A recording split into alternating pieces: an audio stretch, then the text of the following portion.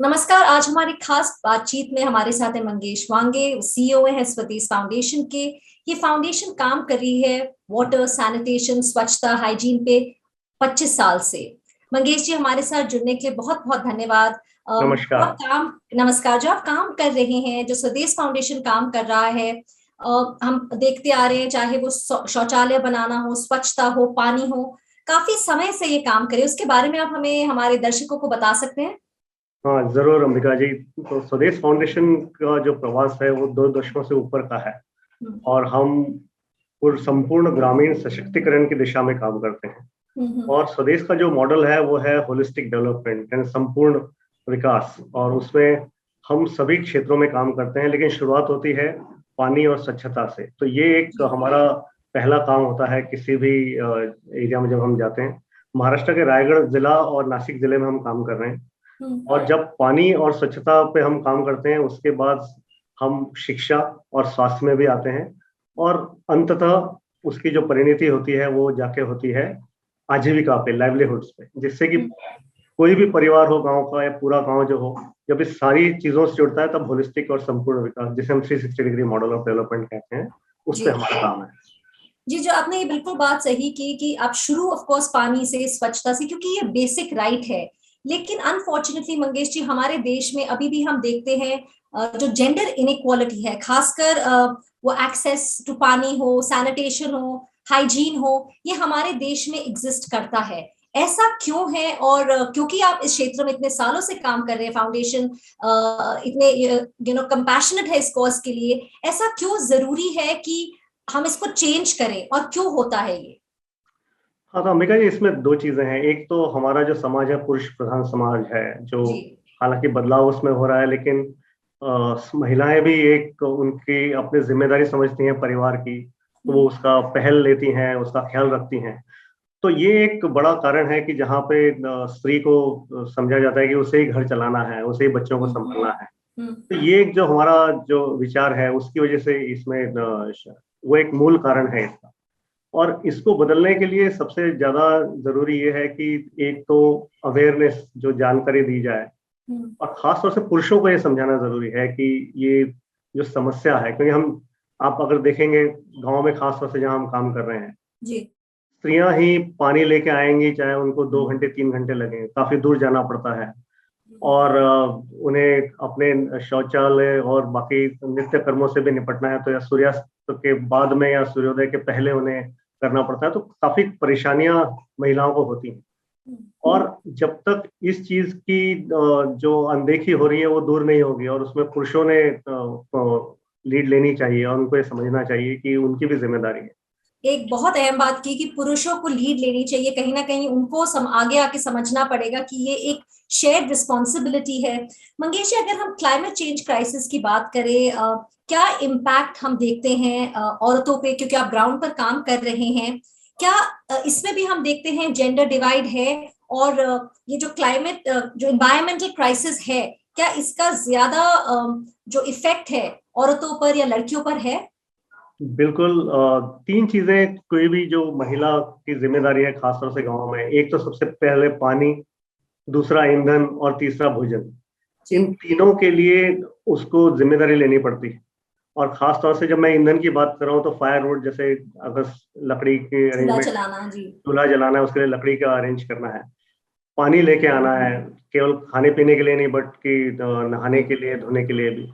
तो ये उन्हें काम करना पड़ता है। और जैसा हम दे रहे हैं कि ये जो क्लाइमेट चेंज की बात हो रही है, इसका सबसे ज्यादा प्रभाव किधर पड़ा है, तो टेम्परेचर्स बहुत ज्यादा बढ़ गए हैं, बाढ़ आती है, कभी भी बारिश आती है। तो जो महिला आज ये सारी चीजों के लिए घर से बाहर निकलती है, पानी या ईंधन के लिए या भोजन के उसके लिए, तो जब बारिश और गर्मी का इतना प्रकोप है, टेम्परेचर वेरिएशन इतने हैं, तो सबसे ज्यादा प्रभाव उन पे पड़ता है, उनका काम और मुश्किल हो जाता है। बढ़ जाता है।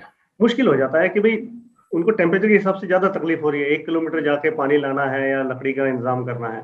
तो ये तो एक उनके साथ हो रही। लेकिन मुझे इसमें एक जो उम्मीद और जो हम देखते हैं कि क्योंकि उनको इस समस्या की जानकारी और अनुभव बहुत अच्छा है। और हमारा एक यहाँ पे एक गांव है आंग्रेकोंड करके, वहां पे एक्चुअली हमने महिलाओं को देखा, उन्होंने किस तरह से इकट्ठे आके गांव का जो घर का जो पानी होता है उसको उन्होंने किचन गार्डन में कन्वर्ट किया। करीबन 40 से ऊपर महिलाएं हैं। इतना सुंदर गांव है कि किस तरह से वो समस्या उन्होंने क्योंकि महसूस की, उसका रास्ता ढूंढा और बहुत अच्छा आज वो काम कर रहे हैं। ऐसे बहुत गांव हैं, तो मैं आंगरेकुंड का तो आपको एक उदाहरण दिया। तो ये जो क्लाइमेट चेंज से परेशानी उनको ज्यादा है, लेकिन क्योंकि उनका अनुभव भी उसमें है, तो वो हमारे किसी भी हल का एक महत्वपूर्ण हिस्सा बन सकती हैं। इसलिए महिलाओं को उसमें जोड़ना बहुत जरूरी है सोल्यूशन में और हर लेवल पे आई थिंक पॉलिसी मेकर से लेके आई थिंक हर लेवल पर जुड़ना जरूरी है। हाँ, तो इसमें 2-3 चीजें हैं। मतलब बॉटम अप अगर आप देखें तो गांव से लेके उनकी जो आवाज है वो आनी चाहिए कम्युनिटीज में। एक और हमारे यहाँ गांव है जहाँ पे हमारे तरीका क्या है अंबिका जी, हमने 600 से ऊपर पानी की स्कीम्स बनाई हैं, 40,000 परिवार उससे जुड़े हैं, 2 लाख से ज्यादा आबादी को उसको लाभ मिला है नल से जल में। तो इन सब जगह हम एक पानी की समिति बनाते हैं जो स्कीम को मैनेज करेगी और उसकी क्वालिटी चेक करेंगे। तो उसमें स्त्रियों का जो भागीदारी है वो बहुत अच्छी है और हम देखते हैं होनी भी चाहिए। हाँ, और जहाँ पे उनकी भागीदारी अच्छी है वहां पे हमें परिणाम बहुत अच्छे मिलते हैं। ये एक बहुत क्लियरली नजर आता है कि उनको जमीनी स्तर से लेके और जैसे आपने कहा पॉलिसी में भी, प्लानिंग में भी, समस्या को समझने में भी उनका जुड़ना बहुत आवश्यक, उनकी आवाज हर जगह होनी बहुत आवश्यक है, बहुत जरूरी। क्योंकि वो खुद प्रॉब्लम अगर कुछ सॉल्व करेंगे तो आई थिंक वो रिजल्ट होगा। जैसे आपने देखा कि जिन क्षेत्रों में विमेन आपने कहा कम्युनिटी में एक्टिव है तो रिजल्ट्स बेहतर हैं। अगर मंगेश जी हम बात करें वॉश फैसिलिटीज की, हमारे बनेगा स्वस्थ इंडिया कैंपेन पे भी इस पूरे महीने हम फोकस यही कर रहे हैं कि ब्रेकिंग द जेंडर बायस अगर हम बात करें तो वॉश फैसिलिटीज कितनी जरूरी है टू एम्पावर, हम जो वुमेन को सशक्त करें, उनको एम्पावर करें, कितने जरूरी है ताकि उन्हें ही नहीं लेकिन उनकी फैमिलीज को भी बेनिफिट हो। हाँ जी, मतलब मुझसे आप पूछें तो इससे ज्यादा जरूरी कुछ है नहीं। वॉश का जो बनेगा स्वस्थ बहुत अच्छा अभियान है, इसके लिए मैं जरूर आप सबको बधाई देता हूँ। तो इसमें 4 चीजें हमें 4-5 जो जिसका प्रभाव समझना जरूरी है किस तरह से पड़ता है। सबसे पहले, क्योंकि अगर पानी की एक्सेस, वाटर का एक्सेस नहीं है और टॉयलेट्स का एक्सेस नहीं है, तो सबसे ज्यादा उनके महिलाओं की फिजिकल हेल्थ और मेंटल हेल्थ पे बहुत बड़ा परिणाम पड़ता है। क्योंकि अगर 1 किलोमीटर आप इमेजिन कीजिए, हम तो बहुत भाग्यशाली है, सारे शहरों में रहते हैं, अगर पानी का हंडे उठा के, और हमारा रायगढ़ में हम देखते हैं पहाड़ी इलाका है, ऊपर चढ़ाई करें या नीचे गहराई में जाएं, पानी उठा के लाएं, तो फिजिकल उनका बहुत नुकसान होता है। मेंटली बड़ा प्रॉब्लम है। अगर पानी के, जैसे मैंने बताया कि उन्हें या तो सूर्योदय के पहले या सूर्यास्त के बाद अपने को फ्री होने के लिए जाना पड़ता है, ये दूसरा बड़ी समस्या है। तीसरा, और एक महिला को रहता है कि मेरे परिवार के बच्चों की सेहत अच्छी रहे, लेकिन पानी नहीं है तो सेहत पर दुष्परिणाम होता है, ठीक है ना। और इसके अलावा आप देखेंगे कि ये जो समय है उनका 2 घंटे 3 घंटे पानी लाने और इसमें चला गया, अगर वही समय अगर उनको वाटर एक्सेस हो, टॉयलेट एक्सेस हो, 3 घंटे शायद घर की आर्थिक परिस्थिति को सुधारने के लिए उसको इस्तेमाल कर सकते हैं। तो मानसिक और शारीरिक स्वास्थ्य, आर्थिक उनकी उन्नति हो सकती है परिवार के लिए जब वो देखेंगे, और जो उनका सेल्फ एस्टीम, डिग्निटी उनकी मेंटेन होगी। इसका बहुत बड़ा, एक तो ये तो परिवार से रिलेटेड है, और एक बहुत बड़ा है जो इंस्टीट्यूशन से रिलेटेड है, शिक्षा से। आज बच्चियां स्कूल में नहीं जा पाती, 8वीं 9वीं 10वीं के बाद जब वो प्रौढ़ावस्था में आती हैं तो उनको स्कूल अटेंड करना मुश्किल है अगर वहाँ स्कूल फैसिलिटी में नहीं है। तो इसका भी बहुत बड़ा परिणाम पड़ता है अगर हम जेंडर बायस के हिसाब से देखें। तो 4-5 चीजें अगर हम मिला के देखें तो एक्सेस टू वॉश बहुत बहुत बड़ी जरूरत है, और इसके हम अच्छे परिणाम देख रहे हैं जहाँ पे ये कार्यक्रम अच्छी तरह से हुआ है। इनफैक्ट आपने जो ये बात कही बहुत बढ़िया तरह आपने समझाया कि एक्सेस टू वॉश इंपॉर्टेंट है। आपने सेहत की भी बात की। अगर मैं स्पेसिफिकली आपसे पूछूं कि पानी का अगर हम बात करें फॉर हेल्थ एंड न्यूट्रिशन, कितना वो भी कितना जरूरी है, खासकर अगर हम बात करते हैं कि हम भारत को स्वस्थ बनाना चाहते हैं।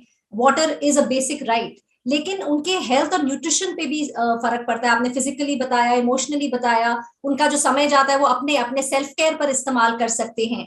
लेकिन अगर हम बात करें न्यूट्रिशन, उसके बारे में आप क्या कहेंगे? जी बिल्कुल, न्यूट्रिशन अगर हमें अच्छा स्वस्थ देश समाज बनाना है तो उसकी शुरुआत पानी से है, वॉश से है। जी। क्योंकि अगर हम, जैसे वो WHO की भी रिपोर्ट है कि जहाँ पे डायरिया के केसेस 42 से 47% कम हुए हैं जहाँ पे हैंड वॉशिंग अच्छा हुआ है। और ऐसे काफी स्टडीज हैं जहाँ पे साफ नजर आता है कि वाटर बॉर्न डिजीज कंट्रोल करना, हैंड वॉश करना, इससे एक तो डिजीज इंस्टेंस कम है, दूसरा स्वच्छ स्वस्थ पानी अवेलेबल है, तो जो अच्छा खाना खा भी रहे हैं उसको शरीर को एब्जॉर्ब करने के लिए, न्यूट्रिशन को अच्छा करने के लिए, तो इसलिए शुरुआत जो जड़ है उसकी वो अच्छे पानी और वॉश फैसिलिटीज से ही है, तो इसलिए ये बड़ा जरूरी है। और उसके अलावा हमने ये देखा है कि हमारे यहाँ एक और बड़ी एक जो हमारे इंटरवेंशन है वो स्वदेश मित्र करके हम करते हैं, जहाँ पे 1000 से ऊपर कम्युनिटी हेल्थ वॉलंटियर्स हैं, और हमने कोविड में भी देखा उन्होंने बहुत बड़े स्तर पे काम किया कि समाज को बताया कैसे हाथ वगैरह साफ करते हैं, सफाई रखते हैं, और उससे हमने देखा कि बहुत अच्छे परिणाम आए कि एक ओवरऑल जिज्ञासा भी बढ़ी और अनुभव भी अच्छे हैं। और जहां जहां वाटर स्कीम्स हमने देखी हैं, वाटर बॉर्न डिजीज बहुत हद तक कम हुई है, और इसके न्यूट्रिशन पे तो डेफिनेटली बहुत ज्यादा फर्क पड़ता है।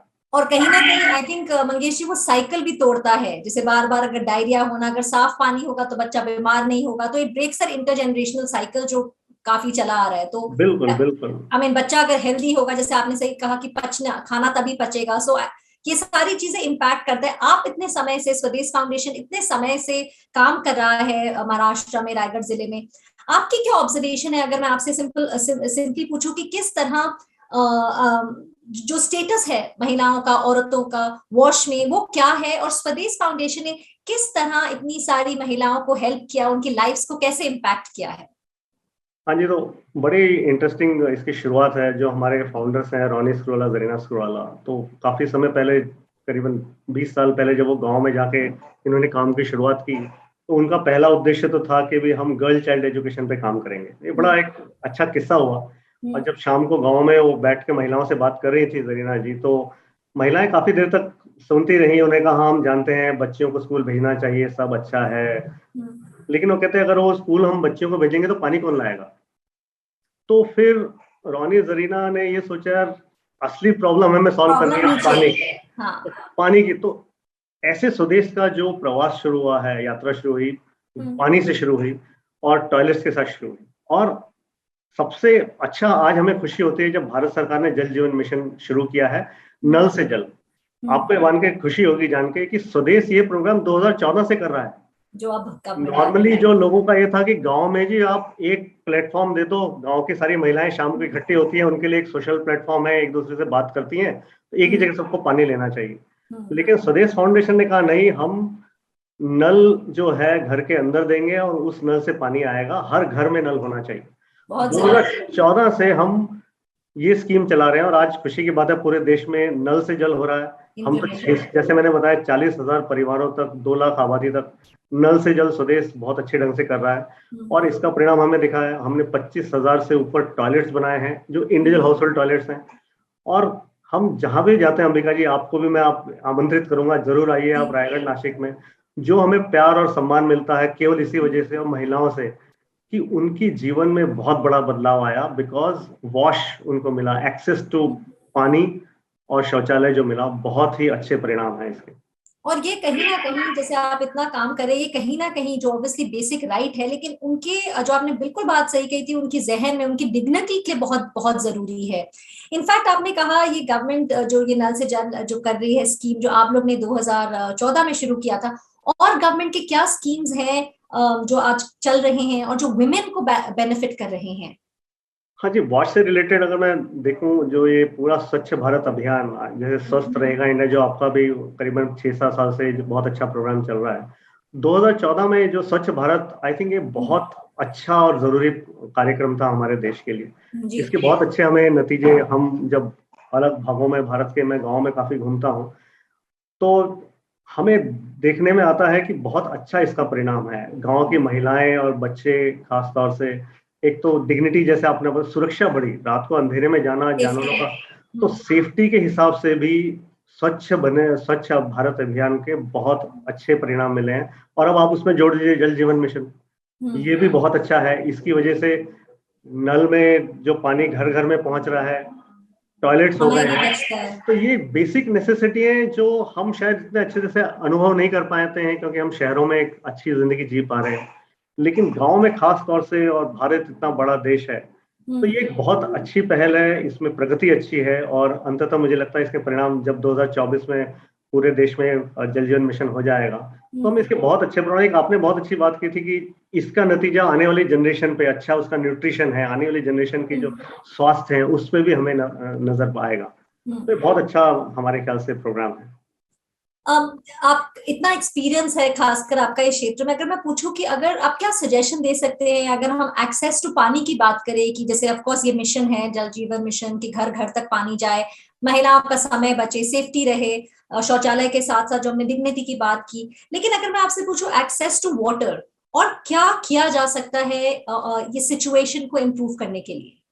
हाँ जी अंबिका, बहुत अच्छा आपने बात कही, क्योंकि एक्सेस इस समस्या का एक भाग है। केवल मैं पानी पहुंचा दूं नल के अलावा तो समस्या खत्म नहीं होती जी। 2024 में अगर पूरे देश में जल जीवन मिशन मान लीजिए खत्म ही हो जाता है तो हमें उसके आगे सोचना है। तो इसमें 2-3 चीजें और जोड़ने हमें जरूरी हैं। और सबसे पहला तो है कि एक्सेस ऑफ वाटर का ये मतलब नहीं है कि सस्टेनेबल अवेलेबिलिटी ऑफ पानी का प्रॉब्लम सॉल्व हो गया जी। पानी की उपलब्धता हमेशा अच्छी बनी रहे, इसके लिए पूरे देश को और समाज को काम करना पड़ेगा। तो जितने हमारे जल के स्रोत हैं, चाहे तालाब हो, नल हो, नदियां हो, उनमें हम किस तरह से गंदगी कम करें, उनको संभालें या पुनर्जीवित करें ऐसे पानी के स्रोतों को, जिससे कि उपलब्धता पे कोई परिणाम ना पड़े। दूसरा, रेन वाटर हार्वेस्टिंग एक हमारे समाज का मिशन होना चाहिए। घर घर, गांव गांव, शहर शहर में जितना बरसात का पानी हम संचय कर सकते हैं, तो हमें जो रिचार्जिंग है ये दूसरा हमें एक हिस्सा लेना चाहिए।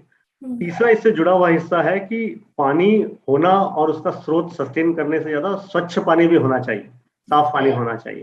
तो ये 3-4 चीजें बहुत जरूरी हैं। और क्लाइमेट चेंज के हिसाब से अगर हमें देखें, ये सब चीजें करने के लिए हमें पेड़ ज्यादा लगाने हैं, मिट्टी का कटाव रोकना है।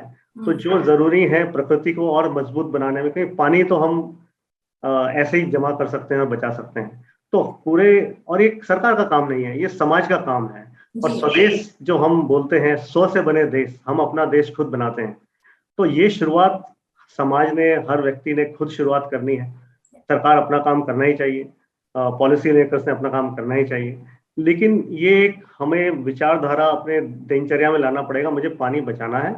और एक बात मैं जोड़ना चाहूंगा अंबिका जी आखिर में, कि access to water, availability of water, उपलब्धता एक बात ठीक है, लेकिन उसका यूज भी कैसे हो रहा है।